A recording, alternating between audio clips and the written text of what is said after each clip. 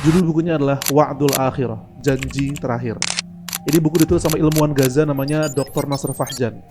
Dan beliau bilang, ada kemungkinan capek-capek nih penjajah ngebuat memakmurkan Baitul Maqdis, bikin gedung-gedung tinggi. Di new konsep Gaza ini. Konsep Gaza, konsep yang kayak Dubai sentris. Capek-capek mereka membangun itu, sangat mungkin yang akan memenangkannya adalah kita, yang mengisinya adalah kita, yang memanfaatkannya adalah kita. Bagaimana tuh bisa begitu? Angle-nya beliau mentadaburi surat Al-Isra ayat 7.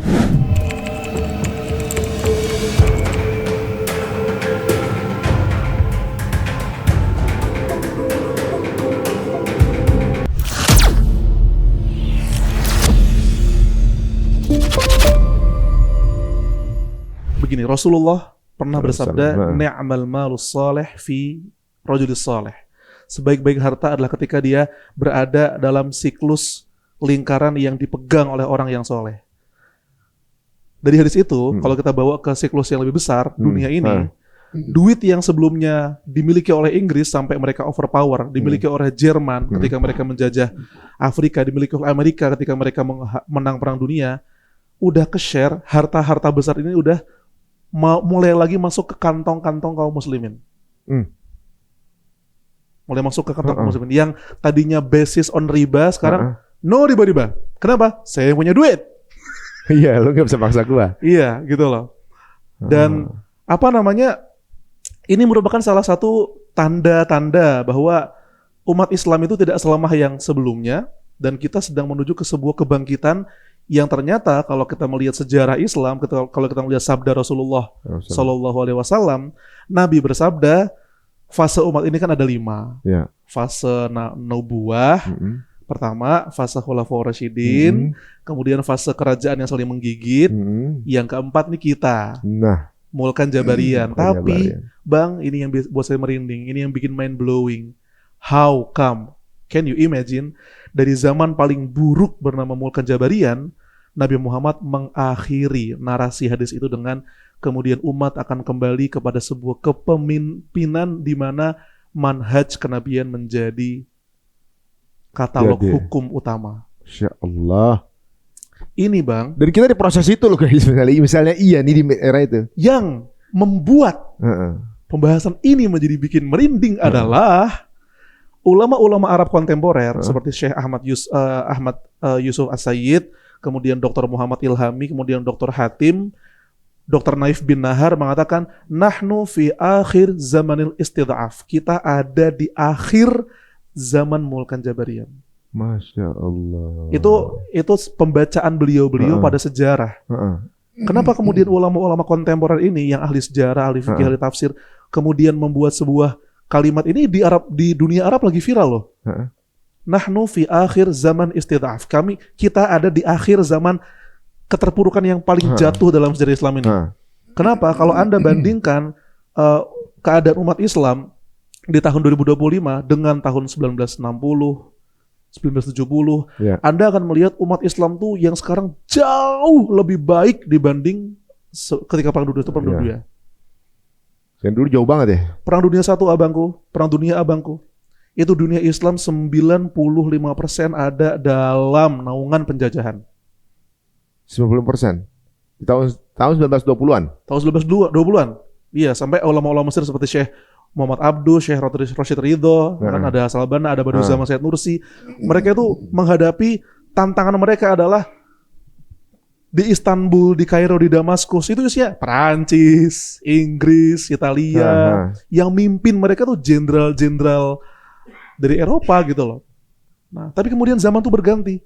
Zaman yang paling tidak enak itu berlalu lama-lama. Zaman kita nih, yang paling gak enak ya. Zaman kita nggak enak. Cuma kita di transisi ini. Kita kan spektrum juga nih. Kekhalifahan itu kan 1924 runtuh. Dan bahkan umat Islam udah mulai mundur tahun 1800. 1800 sampai 2025, menurut Abang apakah keadaannya akan sangat tidak baik-baik saja terus? Iya, progres sih. Progres dong. Gak mungkin antara zaman buruk, tahu-tahu hari Senin zaman terburuk, hari Selasa zaman terbaik. Gak mungkin. Iya. Ada spektrum yang membuat zaman buruk ini tadinya buruk banget kalau ada hitam pekat, hitam apa namanya metalik, ada hitam Iya, iya. biasa, ada saya putih tulang, saya putih banget. Nggak langsung hitam putih gitu kan. Zaman yang paling buruk udah. Jadi kalau grafis titik yang paling bawahnya udah lewat. Udah lewat. Dan sekarang ini di proses-proses menanjak nih. Itu Soalnya yang saya habis lihat konten seorang pengamat politik yang dia juga mengamat, saya lupa namanya, dia juga mengamati gimana gini. Kalau ideologi ini seperti saham, saya akan masang di Islam, dia bilang gitu. ya oke. Dia bilang gitu, saya akan Keren masang juga di tuh. Islam.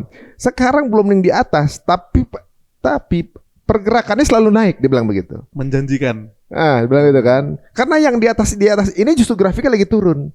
Mereka terlihat di atas, tapi mereka nggak nyadar prosesnya lagi sinking. Apa namanya, ideologi ini dijelaskan. Kapitalis begini, kapitalis begini. Islam nggak bisa dibunuh tokohnya. Karena tokohnya juga kita kan semua apa nama ideologi itu ada penokohan tertentu Iya. seseorang Iya. yang kemudian namanya manusia kan bisa kali. Islam ini unik. Tokohnya nggak bisa kita bunuh. Ada kalimat itu, Bang. Heeh. Anda bisa menghancurkan kebun bunga, Hmm. tapi Anda tak bisa menghalangi datangnya musim semi. Masya Allah. Jadi dipukul Ha-ha. sehancur apapun, dibenamkan seruntuh apapun, Allah menjanjikan hadhil ummah ummatun lan tamut, umat ini nggak akan mati kecuali memang udah hari kiamat. Udah janji Allah, mau digebuk segimana apapun. Nah, Contoh realnya di Uzbekistan, Asia Tengah, 70 tahun Soviet itu menghancurkan semua masjid. heeh. Kemarin di Januari, negara Asia Tengah rame memenuhi Ka'bah, nangis mereka, semangat keislaman mereka. Bangga dengan identitas saya, keturunan Imam Bukhari. Masya Allah. Orang-orang Turki yang tadinya itu sempat ada dalam sebuah siklus di mana mereka azannya bahasa Turki. Nah, Kalau baca Quran bahasa Turki, sekarang mereka adalah menjadi bangsa yang bahkan paling baru nih, Erdogan bilang, kami nih bangsa Turki akan memimpin bangsa Arab, bangsa Kurdi, dan bangsa-bangsa Muslim lainnya untuk membebaskan Masjid Al-Aqsa. Masya Allah. Dia berarti pakai semangat Al-Fatih lagi tuh. Semangat Al-Fatih. Masya Allah. Kelihatan dari film-filmnya. Tapi memang begini ya. Mereka nih bangsa-bangsa yang sejarah kisah nenek moyangnya, sirrohnya adalah sejarah pejuang. Iya. Ibaratnya mau seorang Turki yang paling liberal sekalipun, negaranya dijajah turun dia. Benar. Karena mereka kan udah dari kecil ceritain nenek moyang kita tuh pejuang nih, Iya. gitu kan. Nah, kalau di Indonesia kan sebaliknya. Sejarah kita dibilang dijajah 350 tahun, itu kan melemahkan cucu-cucu sekarang. Kita keturunan terjajah nih, kan gitu. Makanya kan para ulama bilang nggak pernah Indonesia tuh berjihad 350 tahun. Kan bukan dijajah gitu kan. Iya. Nah, itu mungkin narasi-narasi itu ternyata kalau secara nggak langsung itu nyangkut juga di mental ya. Nyangkut. Ketika dia udah pernah menjadi pemenang dan dia cucu pemenang, dia ada semangat untuk kembali bangkit gitu. Iya. Dulu aku di Madinah, kami Indonesia ini sepertiga di kelas kami. Mm-mm. Jadi 30 orang, 10 orangnya Indonesia. Mm. Dosen tuh selalu kok yang suka nanya orang Turki, yang suka diskusi orang Mesir, Ya. orang-orang yang secara histori luar biasa. Sampai beliau bilang ke kami, sepertiga orang Indonesia ini, Indonesia kalian tuh sepertiga kelas. Tapi kenapa kalian duduk di belakang? Kalau ada pertanyaan, adakah pertanyaan? Kalian gak nanya. Heeh. Beliau bilang, ini sebuah kalimat dari Dr. Abdul Aziz Al-Juhani. Kalau saja kalian lebih percaya diri dan memahami sirah Nabi kalian, kalian sangat mungkin menjadi pemimpin dunia Islam. Masya Allah. Kalau kalian faham sejarah kalian, kalian bisa memimpin dunia. Syekh saya ini tahu Kemala Hayati, beliau tahu ceritanya. Hah. Beliau faham Diponegoro, beliau sering Tahu, membaca ya? Fatahillah. Heeh. Coba orang Indonesia, kalian tuh belajar sirah-sirah para Pahlawan kalian pahlawan minimal. Kalian pasti akan sehebat cucu-cucu Al-Fatih. Kalian pasti akan sehebat cucu-cucu Salahuddin. Masya Allah. Yang cucu Salahuddin aja agak lupa bahasa Kurdi. Heeh. Kalian ingat dikit aja kalian menjadi pemimpin dunia Islam. Nah, Masya Allah. kembali ke apa namanya? Heeh. Yang tadi Bang, dunia lama, dunia baru. Nah, Board of Peace ini Heeh. ketika ada yang nanya kepada Gen Saladin, Ustadz bahas dong Board of Peace. Heeh. Bahas dong ini mengkhawatirkan. Nah, saya coba bilang apa yang perlu kita khawatirkan dari sebuah organisasi yang dibangun oleh bapak-bapak yang sudah Udah dekat Lanjut. maghrib. Udah maghrib, di mana dia itu seharusnya bersama Eropa agar dia kuat, tapi negara Eropa malah nggak membersamai dia, Iya. dan justru malah negara-negara yang sebelumnya nggak diajak malah dia undang, kemudian mau ikut gitu loh. Apa yang Anda akan harapkan? Apakah akan ada kehancuran luar biasa di Gaza? Orang Gaza aja tenang, dan Gaza kalau kita ngelihat old world sama new world, banyak orang bilang di Twitter, di X, dan di beberapa ulama-ulama tentunya, Syekh Nabil Iwadi, Syekh Ahmad Said, Tufan Al-Aqsa dengan Gaza itu adalah, ini keren nih bahasanya, Gaza is a portal into a new world. Oh, semangat nih kita dengar nih. Kadang-kadang ngelewatin ini memang butuh gejolak ya. Bener, sama kayak ibu hamil, dia akan mengalami sebuah apa sih, buka 1, bukan 2, bukan 3, tapi setelah bayinya lahir tangisnya akan hilang dan dia akan melupakan rasa sakitnya. Seperti, tapi ini bukan tentang ibu hamil saja, ini tentang sebuah umat. Tapi kita lagi ngomongin orang lahiran ya. Iya, yang sedang sakit, dan Gaza adalah sebuah portal yang mewakili kita, menjadi delegasi kita, mewakili rasa sakit itu. Tapi Gaza, semua muslimin kita sepakat bahwa Gaza adalah madrasatul lil alam. Mereka adalah sekolah bagi seluruh umat Islam. Masya Allah. Hari ini. Makanya jadi gambaran cermin inilah umat Islamnya dia. Justru mereka lah yang jadi yang membuat jutaan orang akhirnya bermualaf cuma gara-gara ngeliat Gaza. Aku baca namanya buku Tufanul Aqsa wa Mubasysyiratun Nasr. Badai Al-Aqsa dan kabar-kabar gembira tentang kemenangan. Nah, ini penulisnya orang Palestina dan dia nanya ke teman dia PJ sebuah komunitas muslim di Perancis. Semenjak 7 Oktober 2023, apalagi pas video Uncle Khalid. Ingat ya Bang, pakai sorban, membawa jenazah cucunya, Rim, Ruh, Soul of my soul. Persentase orang Eropa masuk Islam itu meningkat 400% kan. Makanya. Sekarang udah di atas 2,5 miliar kan posisinya. Oh iya? Iya. Masya Allah. Dan kalau di search di ChatGPT kalau dari sisi denomination ya, kan setiap agama tuh kan ada denominasi masing-masing kan. Mungkin di apa teman-teman yang di Kristen tuh ada Katolik, Armenian, Ortodoks segala macam gitu ya. Di Islam ada Sunni, ada Syiah gitu kan. Iya. Ahlussunnah wal Jamaah jadi nomor 1. Oh iya, Masya Allah ya. Iya. Tapi terlihat besar karena kalau tiga digabungkan, Kristen dari kumpulan jadi 1 dan ini 2 jadi 1 nih, terlihat lebih nomor 2. Tapi kalau denominasi kan rincian lagi nih. Misalnya satu Islam ada pengkotakan lagi. Nah, denominasinya ini kita jadi nomor 1. Nah ini kan nggak tahu ChatGPT itu udah di rumah belum sama adminnya sekarang ya. Kemarin sempat dimuat di beberapa media kita. Ini kan menarik. Jadi memang ternyata Tufan Al-Aqsa dari 600.000 yang syahid dikonversi menjadi ratusan juta orang yang akan dapat hidayah. Allahu Akbar. Masya Allah. Allahu Akbar. Dan apa namanya yang membuat kita kemudian adalah umat yang kenapa kita ngomong kayak gini, karena kita ada di persimpangan zaman itu. Ya. Allah memuliakan kita dengan ada di zaman ini. Bukan karena Allah nggak sayang kita, kemudian kita ditaruh di zaman yang nggak baik-baik saja. Jangan-jangan Allah sedang memuliakan kita untuk ikut serta dalam pembebasan Masjid Al-Aqsa. Masya Allah. Kita Bang Ari kita tuh hidup di zaman yang sangat unik. Sebenarnya ada 3 keunikan zaman kita. Pertama, kita adalah zaman ketika kita adalah generasi yang nggak pernah melihat Al-Aqsa merdeka. Ya. Padahal dalam sejarah Islam Al-Aqsa kejajah cuma 2 kali. 2 kali? Di zamannya ya 3 kali kalau dihitung sama Rasulullah. Rasul hidup aja kan beliau belum pernah lihat Al-Aqsa merdeka kan? Iya. Dijajah Romawi, dibebasin Umar. Kemudian 4 abad bertahan, dijajah pasukan salib, dibebasin sama Salahuddin. Itu juga nggak lama, 88 tahun. Ya.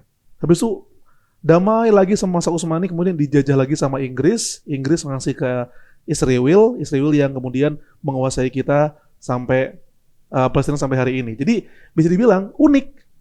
Episode yang panjang ini Palestina ke Qadarullah dijajah 3 kali. 1 pas zaman Rasul, 1 zaman Salahuddin, 1 zaman kita. Kita unik. Episode spesial. Keunikan kedua, kita ada di sebuah zaman di mana yang memimpin dunia adalah Yahudi. Ya. Padahal sebelumnya Yahudi nggak pernah memimpin dunia, Ya. Bahkan Oh. nggak punya negara. nggak punya negara. Tahu nggak bang? Ketika Al-Aqsa jatuh tahun 48, kemudian Israel berdiri, Syekh Mutawalli Sya'rawi ulama Mesir itu bilang ada beberapa orang-orang ahli ilmu yang ketika Israel deklarasi, ahli ilmu ini sujud pada Allah. Sujudnya bukan sujud syukur. Ditanya, Syekh, kenapa Israel berdiri tapi Anda malah sujud? Kok bisa? Harusnya kan sedih. Syekh ini bilang, saya bukan sujud syukur. Saya sedang sujud pada Allah karena Shadaqallahul Azim. Allah maha benar dengan segala firman-Nya. Karena sepanjang ribuan tahun tidak pernah ada bayangan di kaum muslimin bahwa orang Yahudi akan punya negara. Namun Allah Subhanahu wa taala menakdirkan wa qadayna ila bani Israil fil kitab la tufsiduna fil ardi marratayn. Kalian Yahudi akan membuat kerusakan di dunia 2 kali. Dulu sebelum Rasulullah jauh udah pernah, dan kaum muslimin gak pernah bayangkan gimana bisa kan Yahudi diusir di mana-mana. Gak punya negara. Gak punya negara. Di Inggris diusir, di Jerman diusir, di Prancis diusir. Aku hitung dari tahun 700 sampai tahun 1800 ada 1.300 pengusiran Yahudi. Saking mereka gak diterima di mana-mana. Kok bisa punya negara di Palestina? Berarti Allah tuh akan terjadi beneran berarti ya beliau. Akan terjadi beneran dan qadarullah Qadarullah. di zaman kita. Itu keunikan kedua. Keunikan ketiga yang membuat kita beda dari sejarah pendahulu-pendahulu salafus soleh kita adalah kita ada di fase keempat zaman yang paling buruk, tapi di akhir zaman yang paling buruk. Jadi kita bisa ngeliat proses lahirnya yang baru dong. Mudah-mudahan. Semoga. Ya kita nggak tahu prosesnya ini berapa lama ya. Iya. Gitu kan. Itulah mengapa Board of Peace yang orang-orang khawatirkan, yang kaum muslimin sangat takutkan, la takhaf, la tahzanu, wa la takhafu. Jangan sedih dan jangan takut. Wa antumul a'launa, karena kamu ini tinggi kalau kamu orang-orang yang beriman. Masya Allah. Jangan takut karena yang punya Gaza, yang duduk di Gaza, yang berdiri di Gaza, yang berjuang di Gaza tidak sekhawatir kalian. Tapi nggak khawatir bukan berarti nggak bikin strategi dong. Ya. Mereka tentu punya strategi. Mereka tentu punya sebuah taktik yang mereka ingin lakukan bagi Gaza. Tapi jauh kalau Anda melihat hati mereka adalah seperti ketika sahabat-sahabat Nabi dikepung di perang Khandaq. Ketika mereka melihat di ujung parit, di ekor mata mereka dari kanan ke kiri melihat 10.000 pedang-pedang Arab musyrikin siap menghajar mereka. Para sahabat berkata apa? Hadza ma wa'adanallahu wa rasuluh wa sadaqallahu wa rasuluh. Justru inilah yang dijanjikan Allah dan Rasulnya, dan Allah dan Rasulnya itu benar. Andai perasaan itu bisa ditanamkan ya kepada umat sekarang ya. Tapi ini memang ini ya. Tergantung sirah yang ditanamin di masing-masing sebelum mereka besar seperti sekarang, tentunya akan beda rasanya ya. That's why we learn history. That's why we learn history. Ibnu Jauzi dalam kitab Talbis Iblis itu bilang, idza turika ma'a ahli hadza zaman saraqu minhum fa asbahu mithlahum. Kalau orang di zaman ini hanya ditinggalkan membaca cerita tentang orang hari ini, maka generasi zaman ini akan seperti di zamannya saja ya, rata-rata average. Tapi idza qara'a siyarul qudama, kalau generasi ini, generasi akhir zaman ini membaca kisah-kisah perjalanan hidup orang-orang yang soleh sebelumnya, zahamahum wa ta'addaba mithlahum. Mereka akan hidupnya nih saingannya kita sama Abu Hanifah, saingannya kita dalam benak anak-anak muda. Aku akan seperti Al-Fatih, aku akan seperti Salahuddin. Dan itu produk Gaza. Masya Allah. Tahu nggak Bang, Gaza itu ketika mereka buat terowongan, mereka buat buat ngelawan Israel, mereka tulisnya bikin saya bergetar. Kami akan tetap berada di tempat ini sebagaimana pemanah-pemanah Uhud tetap berada di gunung mereka ketika yang lainnya turun. Dan kami merasa Rasulullah memanggil kami dari belakang kami, ibqau makanak, tetaplah di tempatmu dan jangan pergi kemanapun. Sebagaimana ada 5 ksatria pemanah Uhud yang tidak turun di tempatnya, kami akan tetap ada di sini. Dan Rasul membersamai kami dengan kata-katanya, tetaplah di tempatmu. Jaga pos ya. Masya Allah. Kayaknya mentalnya para pejuang Gaza itu udah kebentuk dengan perang sebelumnya ya. Ibaratnya orang mungkin kayak kita nggak berluar ini menakutkan nih kan, Board of Peace. Mereka malah mikir, mereka tuh nggak semenakutkan itu ternyata. Soalnya gitu. Bahkan plot twistnya, ada buku yang pejuang baca di terowongan. Aku menghitung. Kalau mereka buat video, buat foto, biasanya ada beberapa buku-buku yang mereka posting di video itu. Ada 2, tapi aku membahas satu ini. Judul bukunya adalah Wa'dul Akhirah, Janji Terakhir. Ini buku ditulis sama ilmuwan Gaza namanya Dr. Nasr Fahjan. Dan beliau bilang, ada kemungkinan capek-capek nih penjajah ngebuat memakmurkan Baitul Maqdis, bikin gedung-gedung tinggi. New konsep Gaza ini. Konsep Gaza, konsep yang kayak Dubai sentris. Capek-capek mereka membangun itu, sangat mungkin yang akan memenangkannya adalah kita, yang mengisinya adalah kita, yang memanfaatkannya adalah kita. Bagaimana tuh bisa begitu? Bagaimana bisa begitu? Angle-nya dia gimana? Angle-nya beliau mentadaburi surat Al-Isra ayat 7. Faidza jaa wa'dul akhirah, ketika datang kejahatan Yahudi yang kedua ini, maka Allah akan memunculkan hamba-hamba Allah liyasu'u wujuhakum. Hamba-hamba Allah ini akan mencoreng, memburukkan wajah-wajah Yahudi ini. Ini terjadi di Tufan Al-Aqsa.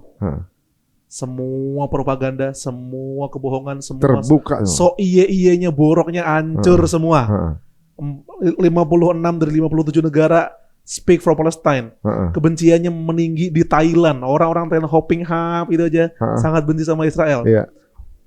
Itu yang sampai di Vietnam ya, orang datang makan diusir sama bukan Muslim itu kan. Betul. Di restoran yang sampai usir Israel. Vietnam loh, berarti membela Palestina mainstream, boroknya musuh udah kebuka.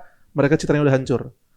Yang kedua, waliyadkhulul masjida kama dakhaluhu awwala marrah. Hamba-hamba Allah ini, kata beliau, calon-calon pembebas Al-Aqsa di masa depan ini, kelak setelah berhasil menghancurkan citranya Israel, akan ada masanya mereka akan membebaskan kembali Masjid Al-Aqsa sebagaimana pendahulu mereka memasukinya pertama kali. Masya Allah. Nah, di sini kemudian Dr. Nasr Fahjan mengatakan, hamba-hamba Allah pembebas Al-Aqsa di masa depan ini, mereka akan masuk Al-Aqsa sebagaimana pendahulu mereka. Siapa pendahulu mereka? Umar. Ulama mengatakan sebagaimana Umar bin Khattab dan sahabat-sahabatnya membebaskan Masjid Al-Aqsa. Itu yang kedua. Yang ketiga apa? Ini. Waliyutabbiru ma'alau tatsbira. Dan hamba-hamba Allah ini akan menghancurkan segala apapun yang mereka buat berikut dengan kesombongan mereka. Tapi Dr. Nasr ini, penulis bukunya ini bilang, Jangan Anda bayangkan hamba-hamba Allah yang berhasil memburukkan wajah musuh, berhasil masuk Al-Aqsa dengan akhlak mulia seperti generasi pendahulunya akan menghancurkan sampai rata dengan tanah dong. Skenarionya kata beliau, para pembebas ini akan masuk ke kota-kota yang tadi dimiliki oleh penjajah, kota-kota yang mewah banget, Haifa, Sderot, Askalan, dan mungkin Gaza, walau alam bisawab. Dan bangunan-bangunan ini yang diusaikan cuma pemerintahan sama rezim-rezim penjajahnya. Tapi bangunan-bangunan tingginya, taman-tamannya, pantai-pantai indahnya, itulah yang akan Allah anugerahkan kepada hamba-hamba Allah ini. Jadi nggak perlu capek-capek ngebangun. Jadi seolah-olah disiapin ini. Dan itu yang kemudian terjadi di zaman Rasulullah SAW. Apa contohnya? Ketika beliau dan sahabat-sahabatnya mengepung Bani Nadir. Jadi di Madinah kan ada tiga Bani Yahudi ya. Suku Qainuqa, suku Nadir, suku Quraidah. Ini tiga-tiganya kayak melintir, tajir melintir. Qainuqa penguasa senjata, Bani Nadir penguasa kebun-kebun, Quraidah penguasa taktik dan juga benteng-benteng. Mirip ini kayaknya nih. Ya memang ini hanya repetisi aja ya? Repetisi sunatullah itu gitu. Nah, itu kejadiannya gimana tuh sampai akhirnya? Nah, Bani Nadir ini kemudian karena mereka melanggar perjanjian dan berkonspirasi untuk memang tukang melanggar perjanjian kan? Betul. Sejak dulu diulang aja. Berkonspirasi untuk membunuh Rasulullah SAW. Rasul tahu, diberitahu sama malaikat Jibril bahwa jangan datang ke tempat mereka karena mereka akan menimpakan kamu dengan sebuah, ada yang bilang kayak sebuah periuk yang siap di atas benteng dijatuhkan ke Rasulullah biar Rasul langsung tewas. Rasul tahu-tahu keluar dan Rasul kemudian bersama sahabat-sahabatnya mengepung Bani Nadir. Itu ada di awal surat Al-Hasyr. Orang Bani Nadir dalam Al-Hasyr itu gimana?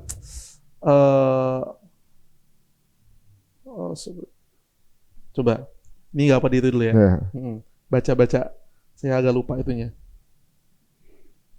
Dalam Al-Hasyr itu Allah Subhanahu Wa Taala, oke. Orang Bani Nadir itu mereka mengira bahwa benteng mereka akan menyelamatkan mereka. Pede banget ya. Pede banget. Nih gue udah bikin keren-keren nih, sangat kuat, gak akan ada yang bisa masuk. Nah. Dan kaum muslimin kata Allah, orang Yahudinya mengira bahwa mereka akan aman di bentengnya, kaum muslimin juga mengira, bisa nggak ya kita robohin bentengnya? Ragu-ragu. Iya. Wa dhannu annahum mani'atuhum musunahum minallah. Ketika orang Yahudi terlalu pede dengan semua bangunan-bangunan yang mereka buat, dan kaum muslimin sempat ada rasa, mungkin nggak ya kita hajar mereka? Disitulah kemudian Allah turun langsung. Fa'atahumullahu min haitsu lam yahtasibu. Maka Allah datang pada musuh-musuh dengan sesuatu dari arah yang tidak mereka sangka. Wa qadzafa fi qulubihimur ru'b. Dan Allah ini menghujamkan rasa takut yang luar biasa di hati orang-orang Yahudi. Jadi bentengnya kagak ada gunanya.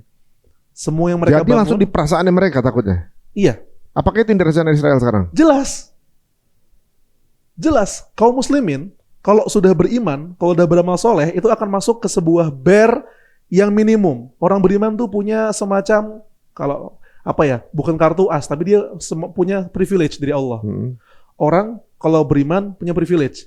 Dia akan mendapatkan apa yang dulu Rasul dapatkan. Nusirtu birru'bi masirata syahr.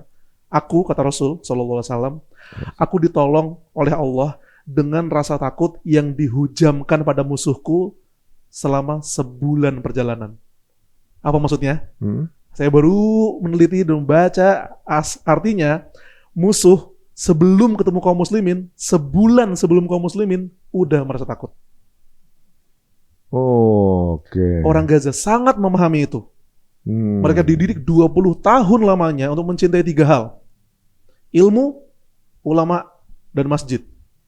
Ilmu mengantar mereka pada pemahaman Quran, ulama menjadi teladan mereka pada pemahaman Al-Quran, dan masjid menjadi madrasah untuk membangun generasi Al-Quran.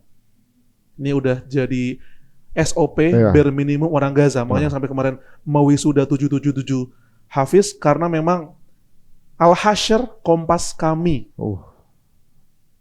Israel buat gedung-gedung tinggi, Iron Dome. Fa'atahumullahu min haitsu lam yahtasibu. Allah akan datang pada musuh dengan dari arah yang enggak mereka sangka. Wa qadzafa fi qulubihimur ru'b, dan menghujamkan rasa takut. Dan ketika rasa takut itu terjadi, dengan sendirinya mereka akan meninggalkan benteng-benteng hebat mereka.